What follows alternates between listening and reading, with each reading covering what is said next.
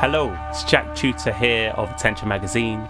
Welcome to Crucial Listening, the podcast where I speak with musicians and sound artists about 3 albums that are important to them. My guest this time is Berger Myhre, a multidisciplinary artist based in Oslo, Norway.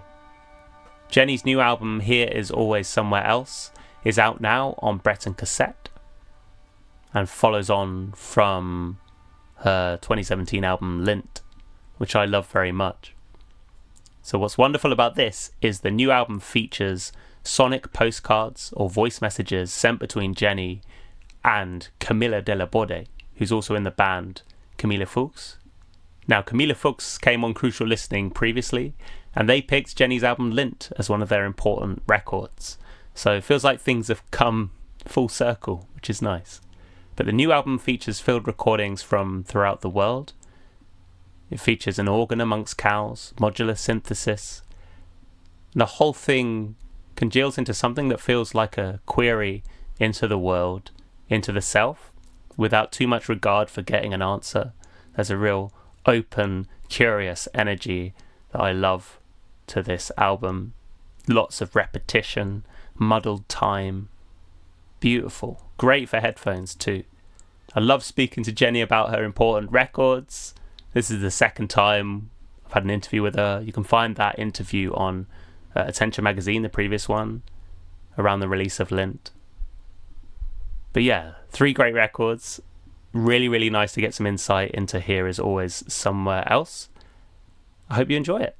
So, as always, you can support the podcast financially over at Ko-fi, ko-fi.com/crucial listening.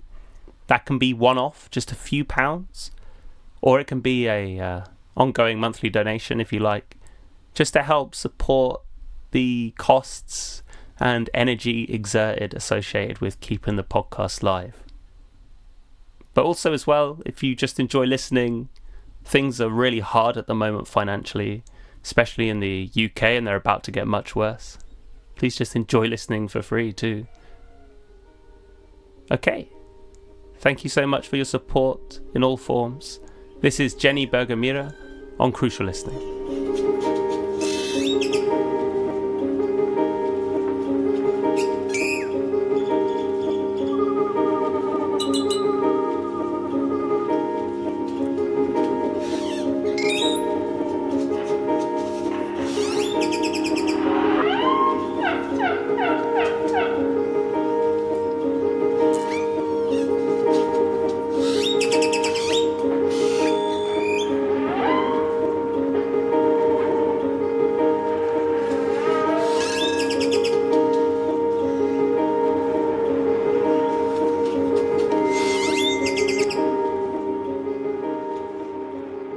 Hello, Jenny. Welcome to Crucial Listening. Thank you. Nice to be here. Great to have you on the podcast. So we're here to talk about your 3 important records.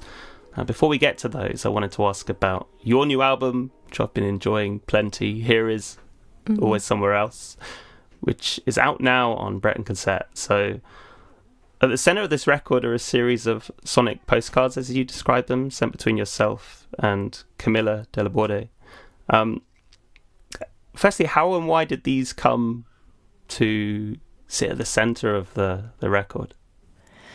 These sonic postcards or voice messages, it's been a way of connecting or staying in touch between me and Camilla for a long time. We were students together at Goldsmiths in London when we lived there right. Way back. So we're not very good at like calling up or making a video call or whatever. So we'd always just send these voice messages instead, and for that to be like a way of staying in touch. And especially through the pandemic, it was like a marker of these different times or these different like things that we were dealing with. And so I think it was in November 2020, I was supposed to make this piece for radio, commissioned by this little radio in Bergen called Rumur. And it was very open. I could make whatever I wanted to. It could also be like a mixtape or a collection of field recordings. And then I thought it would be a nice thing to make these sonic postcards as a way of traveling when we couldn't travel. So in a way, it was like a sonic portal to these different situations I'd been in, or these places I'd been in. And then these voice messages between me and Camilla seemed like a nice kind of framework for those places and situations, because they would put everything into context somehow, you know. And when you're sending, it's like a letter, because you have your own voice and you don't get anything back, but you're writing to someone or speaking to someone. So it's just a really beautiful format, I think, because it allows for reflection, and it gives, there's like, obviously there's time between them and things change, or things are allowed to kind of be digested. And as we point out, almost in every single one, we're always like, oh, I should have replied to this ages ago, but I didn't get to it until now, and now things are different, or things are the same, and why are they the same? Why haven't they changed? So there's this beautiful, very mundane, but also kind of, reflection on like the situation and how things are feeling at the moment. It's like a nice way to keep each other updated. So those became kind of the framework for that piece, and then later now for this album. So they are like a bit like a diary, but this time my last album was a bit like a diary too, but this one is more a collective diary, I guess, or a friendship tribute, or I mean, I'm really intrigued by the first one that appears right at the top of the record, because I assume, actually, because you're talking about the creation of a record, and I'm assuming it's this one. I've just realized now that I just presumed that, but when you're talking about the fact that you're kind of shedding these notions of genre, or what type of record it would be, is it this specific record you're talking about during that voice note? Yeah, it is. That was like the beginning of 2020. I felt like it was already too long since I made another album, you know. Like, I made my first one, it was released in 2017, and I think I had an idea that I would be making more records, but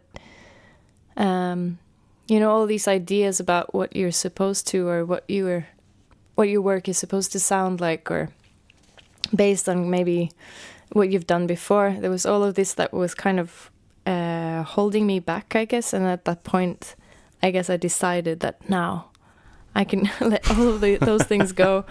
It was funny because so many things happened since then as well, and that's already 2 years ago. So there's all of this wow, yeah. But yeah, definitely that was this album, because I haven't made any others. Yeah, because it felt interesting hearing that right at the top, because you felt like, I don't know if this is the case, but it seemed like a real epiphany moment for you when you're relaying it to Camilla, and it feels like maybe the album then started spawning from that point, like right at the opening of the record structurally, but at that moment in time when you're recording the message, I mean, it's, you sounded really buoyed to be relaying that to Camilla about, how your perspective on the record had changed. I mean, was that reflected in the process of making it? Like, did everything start clicking together after that point in terms of actually making the record? In a way, yeah. I think it did, because I'd been making a lot of music up until that point. I've made so many hours of music, and thinking that they needed to be categorized somehow and become different albums, perhaps, because they were some of them were modular synth based. It could have been a whole album of just music on a modular synth, and then it could also just be one album with processed field recordings, or musique concrète, like more in that genre. And then I think that voice message, that was kind of like a decision of not having to categorize myself or to divide myself into different like definable expressions, or the fact that all of those things are a part of me, and the album can also have all of those things without being completely all over the place. Right. Yeah. So it was an epiphany, I think, and also funny because that's also sort of what the first album was. So it was kind of like a coming back to square one of right. Like I'm really intrigued as to the kind of spaces that you present on this record as well, in terms of the field recordings. Mm-hmm. I've been listening a lot to Lint and this new one back to back, and maybe this is totally obvious given the time span that you were creating this, but the recordings on this new one are not social in the same way. You have a lot of people chatting on Lint, like feeling like they're just getting to know each other. People sound like they've been traveling and sort of, you know, aligned and started conversations with each other. And then on the new one, you have someone wanting to buy credit so they can contact people, this, you know, remoteness. You have a musical dialogue with cows, this kind of sparser sense of connection. I wondered whether there was something mindful in the kinds of recordings of places that you picked for the new record that reflected maybe this more isolated time. Yeah, in a way they do. I don't think that was like a conscious choice of I wanted it to be less conversation necessarily, but I wanted to make space for the voice messages between me and Camilla. And I think also the fact that I had all of these recordings of places that to me are very much like soundscapes. They're quite defined by what is happening in them, or they sound very different. Like they couldn't have been made in Oslo. Right. Know? Yes. So they are in that way. They are sort of like the postcards, having like an image of a place. That, and then our conversations is what is on the back of the postcard. I guess that was like an image I used, thinking that so the photo on the photo on the postcard would be the field recording, and then our thoughts were what was written on the back. Or so yeah, I think that's why I chose those field recordings this time. But also, yeah, I think you're right. I think there has been less of those type of recordings that I did for Lint. I have been, had like a different approach to field recordings, I think, since then. But only recently I started doing it again, like picking up my recording friends, or I also started taking more photos. So it's a part of a practice, no? Like it's not something I plan. So all of those recordings on Lint, they were basically like snapshots of my daily life, and I think since then it's been more like a concentrated practice, and not so much like regular, like I do this all the time, but more of like every time I recorded something, it was more conscious. And then that ended up giving that result of having more like spaces and not so much people speaking in those spaces. Or it's nice because it just generates as well that introspection that I feel before you record a voice message and relay it to someone. I wanted to ask about that actually, because I love voice messages as a format. I feel like you beat a lot of people who discovered during the pandemic that they could circumvent all that uncanny real-timeness of video calls by like going through that horrid but I'm rubbish at recording them, right? They take me, sometimes I'll take half an hour to record like a 2-minute message, and I'll just because I know I can redo it and send it. Like that lack of real time means that I So how are you at recording them? Are you good at shooting them from the hip and sending them first time, or are you someone who re-records them a lot? No, they're definitely, they have to be like real time. Oh, nice. And then it just has to be the right moment, you know. I think that's why sometimes it takes ages between each one, because you have to be in the mood somehow. It's like writing your diary or writing a postcard. Like if you don't have anything to say, it's probably a bad time. And then if you do, it's really nice when you are in the setting of where it actually, yeah. Sometimes it doesn't match, you know. You have something to say, but you're in the middle of family things, or you're in a noisy place, or there's all these distractions. That is life. And there's one of the recordings on the album where I'm at an airport. That was the first time I was flying for a long time, and it was a domestic flight in Norway. And then there's a kid in the background, like yelling, crying, and and then so at first I thought like, how does this work? Like, can I filter out that kid? And then I thought like that was there. Like I was dealing with things and trying to make sense of things, and this kid in the background is also doing the same thing. So it's sort of nice. I think I do get that, you know, like when you second guess what you're saying, or you feel like you're saying it in a difficult way or whatever. But it's nice to just go for it, like with a letter. I think it's just like trust your guts. And just send it. yeah. I think waiting for the right time is very savvy. I think I have a habit of just crushing the square peg until it fits in it. You know, I'm like, I'm going to make this happen.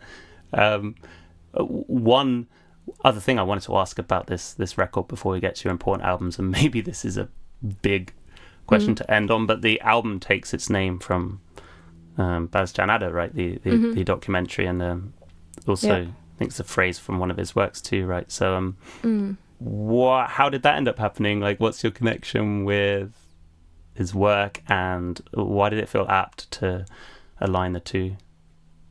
So his work has been important for me for a long time, especially because of the, how do you say this, inevitability of his pieces. Like he has these pieces where you know what's going to happen.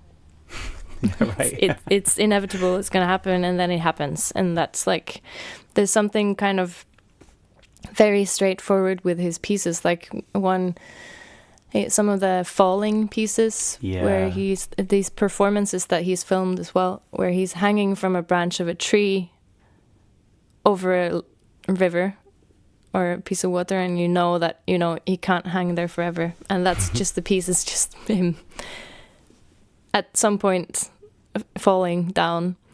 And when I first learned about his work and saw these pieces, I just found them like, they are incredibly sad, but they are also incredibly beautiful, because they are just like pointing out something that is very obvious and giving them meaning, or giving them some kind of value, I guess. So his work has been with me for a long time, and I think I even did consider, I saw in an email now from like way back when I was discussing with the Lumen Lake and Canigo Records, who released my first album. I was discussing with them whether we should call the album Lint or Here Is Always Somewhere Else. Oh, wow. So it's been a title that's been with me for a long time, and I even forgot that I considered it for the last album, and then it was very obvious for me for this one. So it's just the sentence that stuck with me for a long time, I think, and I thought it fitted really well with this music, because the album is about this like jumps in time, and about the sort of reflection that we constantly have of whether we are in the right place, or how time has been passing, and also the jumps in time in the both the voice messages and also in space between these field recordings. I thought it would be a suiting frame sort of for those sounds. Awesome.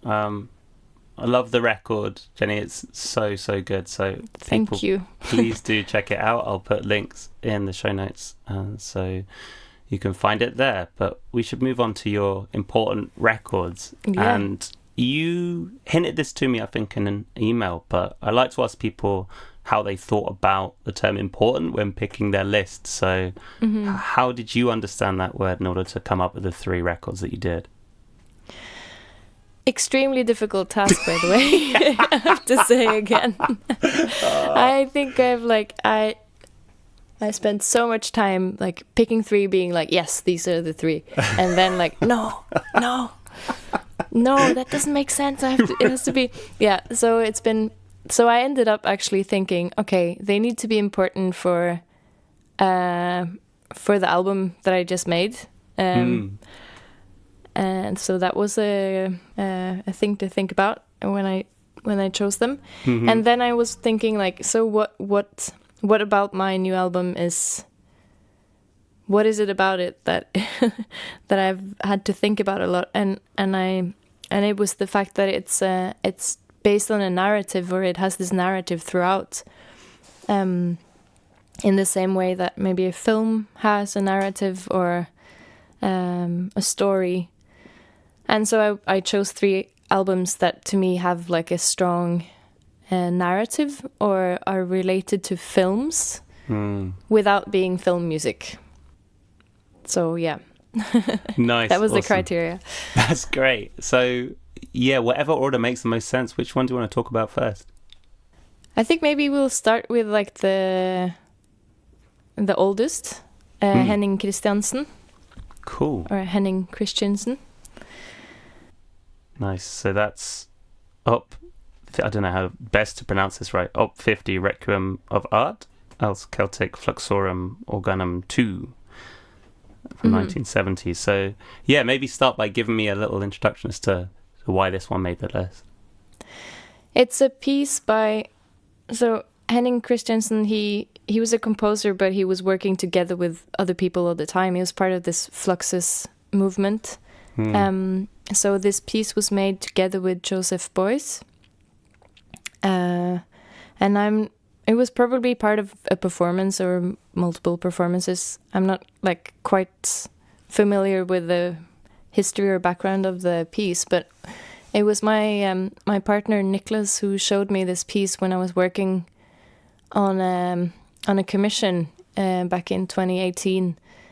And I was kind of stuck and I didn't know how to approach it because I was only using or mostly using field recordings at that time and like kind of trying to figure out how to use that material in different ways. And then he showed me this piece and it just really haunted me. It was like a yeah, it's an extremely unnerving piece. So beautiful, but also just completely. I think haunting is the best word. Yeah. And I can listen to that piece so many times, and it just feels so like there's a new thing that's opening each time. Or the images I get in my head from this piece is also different each time. It's like watching a film, and every time I see it, I see a different detail or a scene I haven't seen before. So I just enjoy it so much, and it frightens me, I think, a bit. It's quite simple in terms of like composition. It has like these few elements, and not very like complex or anything. But it's just like the quality of sound, and also this organ, like ostinate or something that just keeps going and coming back, like this wave of something that is present. I just find it really interesting. I'm curious to hear what you think about it. Yeah, scary. I mean, it's funny. I had it initially like over speakers, and within about 30 seconds of it starting, you've got that what sounds like a crow, but it's definitely, you know, someone kind of making one of like many really quite alarming vocal noises on this record. And I was like, okay, I'm gonna this feels a bit socially dissonant just to be blasting out in like my garden, so I'm gonna have to bring it in, but obviously that bring it into headphones. But again, spatially that felt like a good decision too, because there's so much going on. Seems to be almost like tucked into crevices of stereo space. Like it's very very strange. You almost get the sense that you're in this manor with multiple rooms, and you've opened a door onto something maybe a bit lurid, a bit weird, a bit unsavory, maybe, I don't know. The bit is funny as well, right? I mean, yeah, it's super funny. Yeah, there's that bit where you've like blowing the whistle, to me for some reason just really gets me. That bit is unreal. Yeah, when they're like making these vocal sounds, and I'm not gonna try to replicate it. Yeah, I love that part. It's like it's been dark for long enough, and now it's really playful, I think. Which is what I also enjoy about it. It has like something very difficult to put your finger on, and I'm very curious as to how you come about making a piece like that. But no, I find it so inspiring, actually. I mean, you mentioned you were working on a commission, and then this piece came along. Yeah. What was the impact of this piece on your process of making that commission? Well, hopefully it also made me think more. It made me take my piece less serious, I think, or like it made me more playful in the composing. And it also made me think more about like that you can have a chunk, you can have like a sort of a chunk of sound, if that makes sense, or you know, like a layer of different sounds that make up a motive or make up a situation, a sonic situation. And then you can repeat them. You can repeat it in different ways, and he does that too. Like he has these like bottles that are like claring, or you know, like sounds like in a market or something, and it comes in and then it goes back out, and the way he does that, it's like it doesn't make sense. I think sometimes I think too much about like what makes sense in the music or a sound, and then but he throws sense away, and he just like of course this is gonna come back in and then go out, and he just fades it kind of like rudely in and out, you know. So I tried to be a bit more rude, I think, in my composing after that. This also has like one maybe surface level parallel can draw with your record is the combination of organ and field recordings. I'm sure that wasn't like a, you know, super conscious thing that you were like, you know, Henning did that, I will do that. But there's obviously the really nice bit in your album, which is organ amongst cows. I think that's how it's credited, right? I mean, tell me a bit about that, and maybe why just like, obviously it's such a lovely sound and also quite jarring, so you're like, how is there an organ amongst cows? But I mean, how did that come about? And tell me a bit about it. I have like I love organs. I think organ is the most amazing instrument, so whenever there is one around, I will definitely try to record on it. And I was at this residency with my friend Guaste, who is playing the organ on that part of the record. And it's a place in Sweden called Anneshabo. And the residency is run by this sweet guy called Jason Dungan who lives in Copenhagen. So he had invited us and a group of Finnish artists, among others Maria Atti and Nico-Matti Atti, who I met there. And we were all kind of like placed in... So there's a house and there's a barn, and then there are these little sheds. And we were kind of placed in these different locations, so everyone had their little space that they can work in. And I think I was just having like a little break. And so Guasto was playing the organ in one of the sheds. So they had like the small ones that you step on? What are they called in English? Pump organ? Yeah, exactly. Yeah, so one of those. They're called like psalm bicycles in Norwegian. Oh, lovely. Because you use them to play psalms and you ride them like a bicycle. But she was working on that, and then someone else was working in a different place, like in the barn. Someone was playing guitar, and then when I was standing in the middle of in between all of these spaces, I could hear that the cows were kind of louder than most of us, and because of the weird acoustic of this space, the cows have this reverb, right, which I never heard before. Like their moos were kind of like ringing. So I was just walking around, and I thought about like how instead of mixing, I would use my position of recording as a way of mixing. So I would go closer to the organ and then move away from the organ, closer to the sounds of the cows. And yeah. That is lovely. That's so nice as well. That feels like a nice means of sort of letting serendipity control the combination of sounds. Yeah, that's so nice. With Christiansen, have you gone on to listen to any more of their works, or just this one? I've listened to some of the others, but this is the one that I've listened to most times. So that's the one I know the best. But yeah, he was also working with performance. There's a piece. What is it called? Something about a horse. Can't remember, but they did a performance. He and a couple of others where they slaughtered and parted a horse. Whoa. And put the parts into jars, like jam jars, and he was playing a violin to that.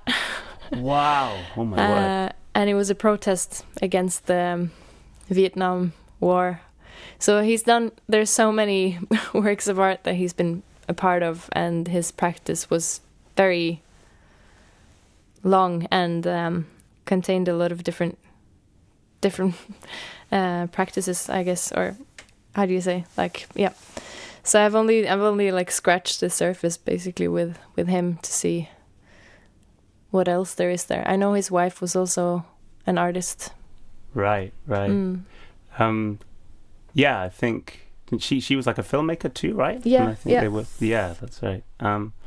So I want to return to one of the first comments you made, which is the fact that it's a haunting record. Are there specific portions of this that you find haunt you? Is it the general vibe? Is it both?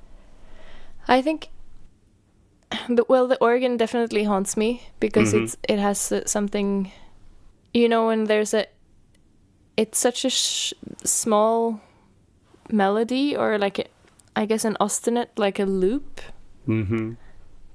But it grows somehow, or it stays interesting. It doesn't sound like a loop. And that I find really interesting and haunting, because it's as if like something is being repeated, but you can't really get a defined idea of what that is. Yes. Yeah. But then also, yeah, like just some of the sounds, like there's a sound of I think a saw or something.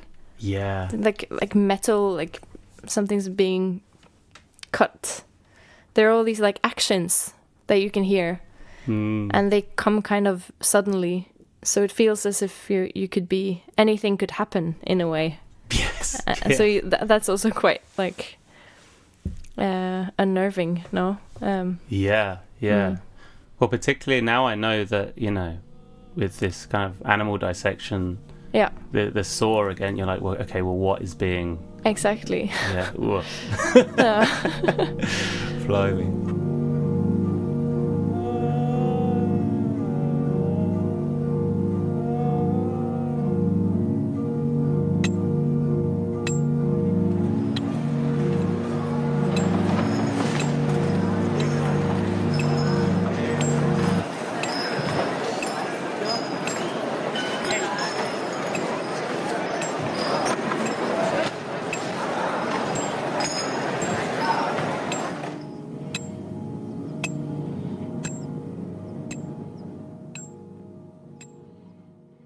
Jenny, let's go to your second important record now. Which one do you want to talk about next? That would be Robert Ashley. Yeah, wow. Yeah. Okay, so Private Parts. So I've got the date of this as 1978, but I don't know if that's accurate. But yeah, so give me a little introduction as to why this one's important to you. So I think it was my friend and colleague Jenny Wahl who showed me Robert Ashley's work first. And when I first listened to this one, it's also just like, it's a really, really beautiful piece. It's very meditative. The way he narrates or reads is also incredibly beautiful, like in between spoken or speech and singing. And I think that's one of the things that he's quite like known for in his work, having this speech singing. Yeah. And it's also just it's a piece that or an album I've listened to a lot of times. I have it on vinyl, so I usually, it's like one of the records I play the most, I think. And every time I drift in and out of the narrative and of the text, and each time I kind of, the parts that I hear every time, and then there are parts that I discover every time. So it's like a beautiful space to be in, I think, because it's very, you know, it's the same thing going through. Yeah. The A side it's one thing happening. The B side is one thing happening. Quite simple, but very beautiful, like these states of mind, I guess. I don't know, how much of you, like, it feels almost like that this would be to ruin it, maybe? I don't know. Like, this is my first experience listening to this record. But how much have you read about what the narrative is supposed to be pointing towards, or have you kind of left it suspended? Because there's this ambiguity, right, as to what is literally going on. How much context have you dived into? I haven't got any context, actually. Nice. Yeah. I've just left it. But have you read about it? I did. I kind of wish I hadn't, because I was like, now, you know, it feels like a narrowing of the possibilities, or just like a bit of pressure upon, you know, what I deem it to be about. There's this fluidity, which is maybe a bit constricted as to its meaning, but this may be hard to articulate, right? But what is it about the text that, I should say, he's speaking throughout this entire thing? So, like, how long is it? Like 40 minutes or so? Yeah. He's always talking, and yet it's gorgeous. So what is it about the text, do you think, that kind of compels you or allows you to listen to, you know, his voice for that whole continual period? There are, like, I think there are two things, at least for me, there are two things happening in the text, and one is this reconsideration all the time. And so he says something and then he moderates it or changes it, or it's a type of poetry that is like, I get a sensation that something is happening, like he's describing a situation, but it's also not about the situation. It's also about, like, imagining the situation. So that's the one thing, and the other thing is that he's also, at least in the A side, the one called The Park, he's describing also how, like, if a film, like the camera movements So it's very visual, and it's very like it kind of tells you to imagine something. So it's not like, even though the way he speaks and his voice is very like relaxing and non-demanding, the text is sort of like asking something of you, like asking something of your imagination. That's what I enjoy about it. Yeah. If that makes sense. Absolutely. And I think the asking is almost reflected by his intonation, is like makes every line a question, but a very gentle one, which is so nice. Yeah. The music is really lovely as well. I mean, is it primarily the text that appeals to you? I mean, is there anything specific about like the musical accompaniment that kind of makes it align with Robert Ashley's voice here? Well, yeah, I love the instrumentation. Again, like this constant organ sound, and then the tablas, and it's totally new agey.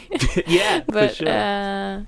It's really beautiful, and also there's a point in the on the A side where the piano is gone, or it moves away, and that also kind of leaves a space that I find really beautiful when you have a piece of music that is kind of like, it establishes quickly that this is what's going on, and then those few elements then become very important. So removing one of them, like taking out the piano, all of a sudden there's this like void, yes, almost, which I find really, really beautiful. So yeah, it's definitely the combination. It's such a meditative space to be in, I think. Also, this record formed the basis for a 7-part televised opera, right? Which called Perfect Lies. Have you seen that? I've seen part of it. Yeah. What do you think? I love the way he writes for like different voices, or like the way they speak to each other. They have the same kind of like unnatural intonation, or does that make sense? Like the way they speak, the way they say their lines, it's always like in between speaking and singing. Yeah, I really enjoy that. And it's also quite a lot of humor, I think, in doing that. Yeah, totally. Yeah. There's a real buoyancy. Are there any other Robert Ashley works that you've checked out since Jenny recommended them to you? Automatic Writing is one of my favorites too. Cool, right. It's another piece where it's a lot more like soft, and well, it's about I guess it's like, it's all about mumbling, or like so most of the record has this like undefined speech, but you can't really hear what it is. It's not spoken words, it's like whatever is in between, maybe. And then there are these like field recordings of some music, or you get the feeling that there's a party, but it's far away and behind a lot of closed doors. Wow. So it's a really interesting album. I listened to that a lot actually this winter. It's really beautiful too. Wow. I was actually in doubt whether I should pick that one or this one for this important record, but both of them are beautiful. Is there anything about it you reckon makes it good winter listening? Well, there is that, at least when you live in a country with snow, that's definitely like a sonic event that happens every time it snows. It's like everything, there's a lot less reverb. Everything is like wrapped in the softness of the snow. And that album has that kind of wrapping. So I guess it fits really well within that, instead of listening to music that has like a lot of reverb and a lot of space and shining. I guess, it emphasizes the season. That could be kind of nice. Sometimes it's nice to do the opposite too, of course, but now I'm going to try to listen to it in the summer too, to see how that feels. Yeah. There's one phrase actually I wanted to call out on this Private Parts, which is considering the title and everything is so perfect. I think that's where he says about the character in the first part, like he handles himself at night, but there's this like really nice, what feels like a double meaning, where it's like, you know, maybe masturbation for one, but then the idea of just trying to get a sense of self at all, just trying to like handle this sense of individuality. I get so many sense of like, there's all these references to like the other side and the elsewhere, and you know, trying to assert boundaries between the self and whatever else is not. Oh, as you can tell, Jenny, I'm brimming with thoughts and like reasons to dive back into this one. So yeah, there's so many beautiful sentences. I was thinking, like, when I was listening to it again before this, I was thinking to write down all the favorite lines, but then I thought there were actually too many. Just transcribe the entire thing. I'll just read the whole record. Yeah. He is determined to be serious.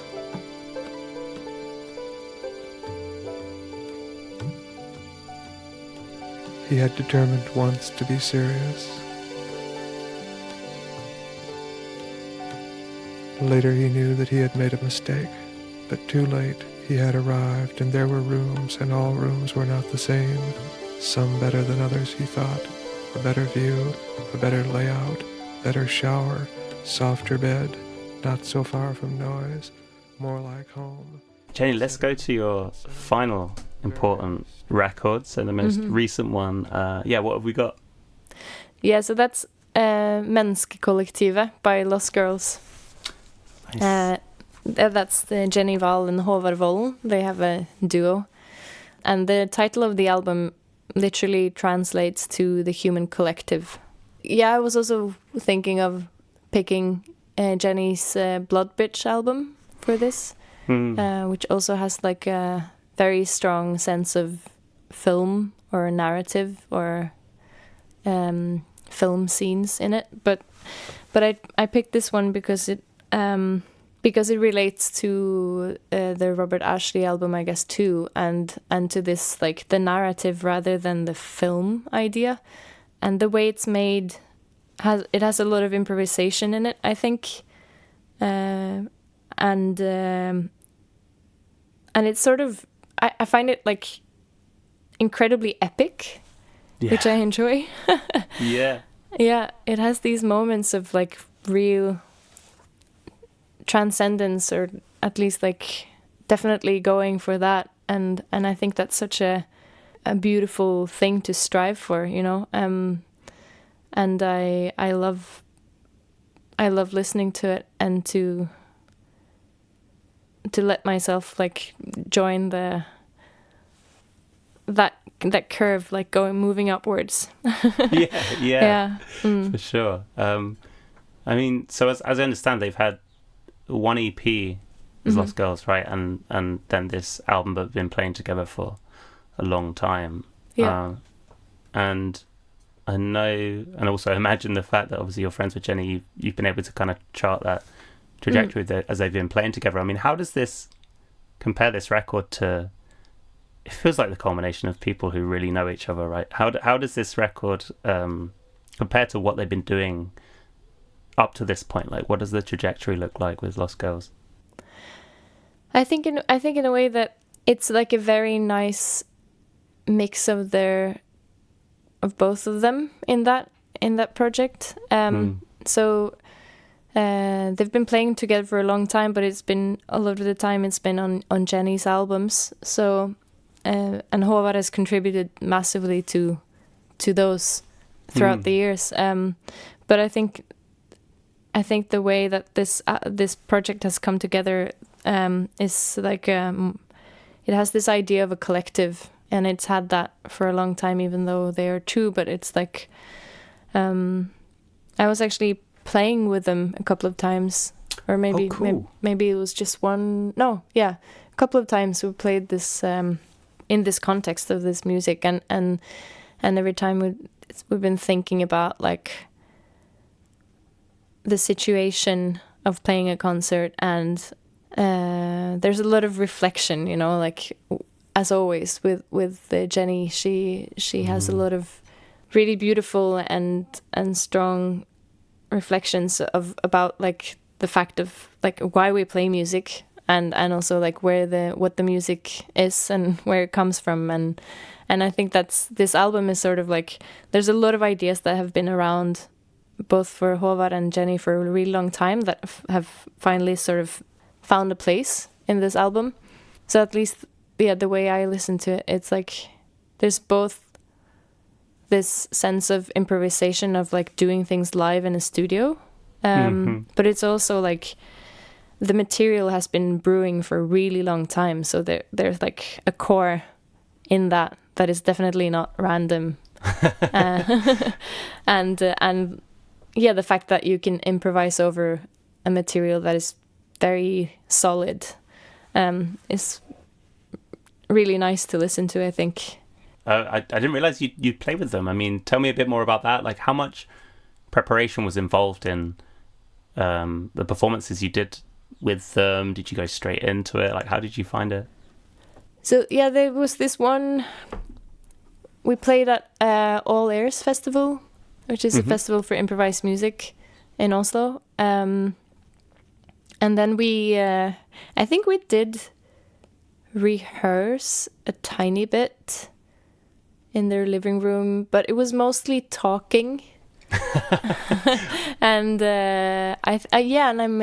we were looking for like video clips, so we had like a video going, and we were talking about actions or like situations rather than playing music or rehearsing the music. So we would come up with these situations, and some of them had like musical parts accompanying them. But then we also, for instance, Håvard made like a huge tape loop, and we were sitting inside of that tape loop. Wow, that's so cool. Yeah, we called it the echo chamber. Wow. So that was the framework, I think, for that concert, and then stepping out of the echo chamber and feeding each other's sounds into the tape loop, things like that. I guess that was the most experimental, or like the concert that we've played with all Lost Girls that was least based on these songs, I guess. When they play now, they play more of like the material from the record. There's still like definitely elements of freedom within that, but that concert was like allowing ourselves to just discover some, or try things out, I guess. Like we also played at a venue that I worked at that moment, so there was like, we used these recordings. We'd been talking together when we were rehearsing, and we used some of those recordings in the concert. So there was this meta perspective of like, so what is it gonna be like to play in the venue that you work in? And and then I was talking about how I would probably just think about like the fire hazard of having people within that space, because we had to watch this this horrible video of people trapped in a place with a fire when we were employed there. Oh no.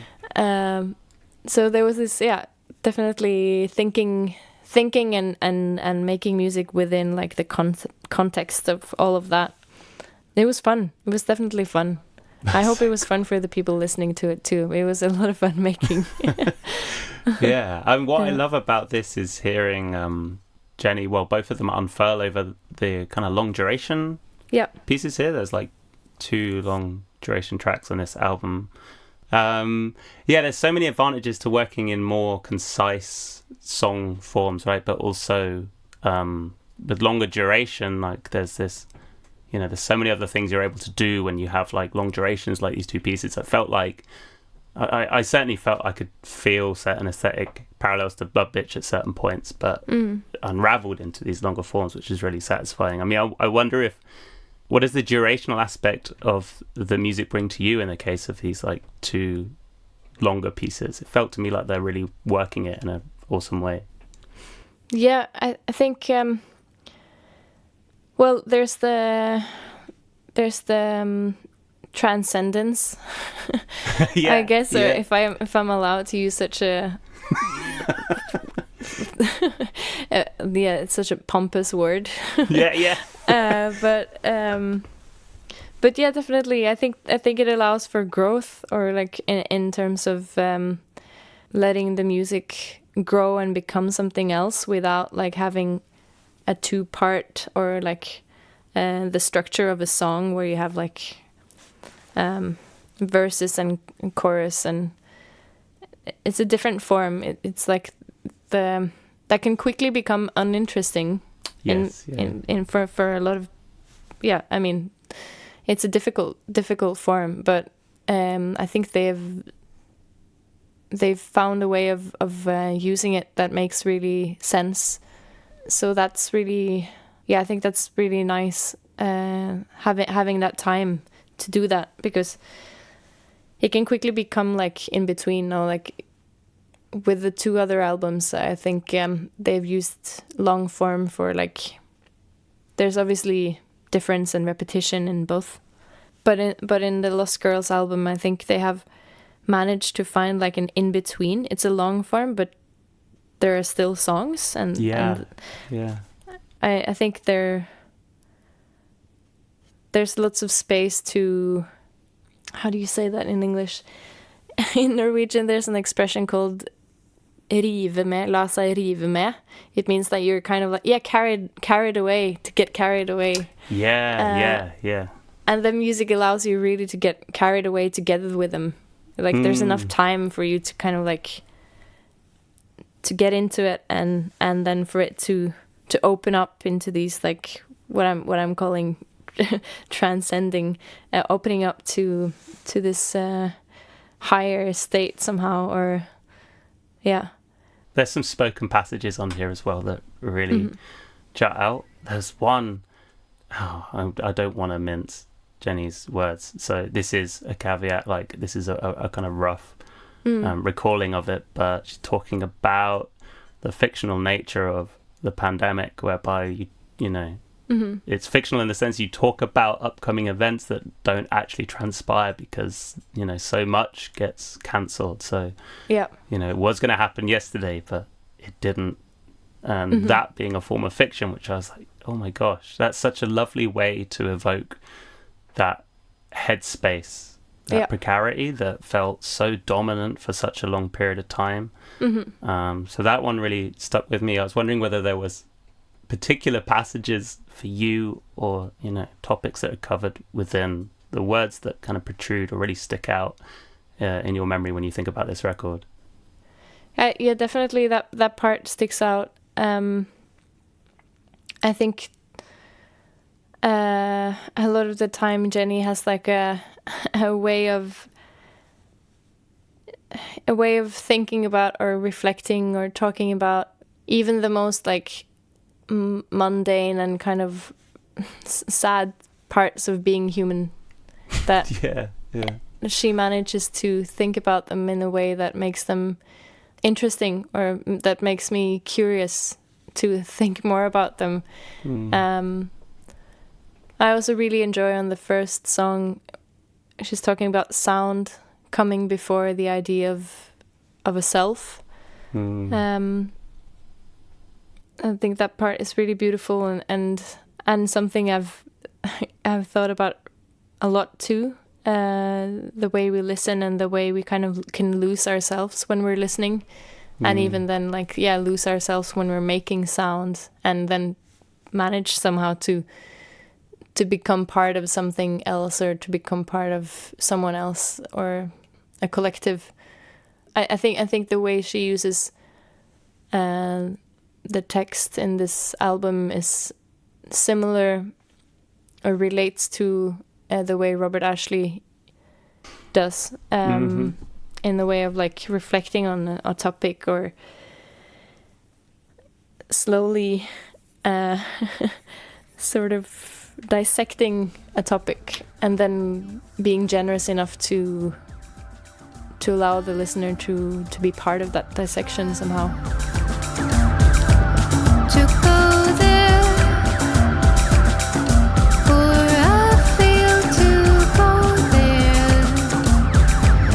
somewhere it's there, fragmentary.